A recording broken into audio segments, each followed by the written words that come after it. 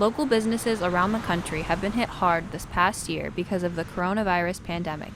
With everyone staying home and less people walking through their doors, these businesses have undergone many adjustments to what they knew as normal. I think it was a big learning curve. I think a lot of small businesses dealt with that. There were a lot of things that didn't work. At first it wasn't so clear whether people were supposed to be wearing masks or not. If you remember back to March and April, so we didn't have that kind of policy, and so then we had to change that. But as far as our actual classes, the core of the instruction stayed the same. So none of that changed. It was more just, the background, the technology stuff we had to integrate. Because we have to spread out our students, we actually had to expand our studio, it's incurring a lot of extra expenses. And we have a lot less students than we used to. Songbirds is one of the many businesses in our area that have been affected this past year. Shops, gyms, and restaurants like our local diner Townhouse have had to make many changes in their day-to-day procedures. So as far as what we do with our tables is we now have 3 different towels that we use when cleaning a table. We peroxide the table and then we sanitize it, and then we use a different towel to sanitize the booth. To clean a table takes substantially longer than it did before COVID.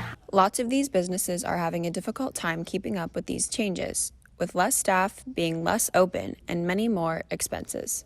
Financially, the numbers have gone down, and as far as thinking of new innovative ways to increase sales, so we have a whole new to-go system, and that has boosted where before we really didn't have any to-go sales at all. Our patio, we have an increased sales as far as patio revenue.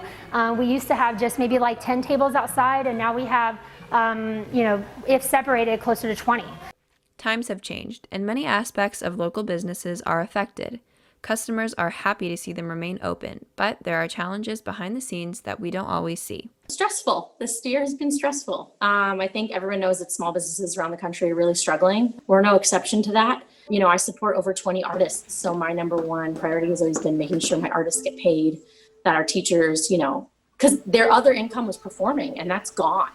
We are so grateful for the loyal patrons that we have. They stayed with us, and I think because of the people that love the Townhouse, we've been able to stay afloat. I feel like with the vaccine news coming out, that there's a light at the end of the tunnel. It's just making sure we get to the end of the tunnel. So it's just holding on, but we're holding on for now.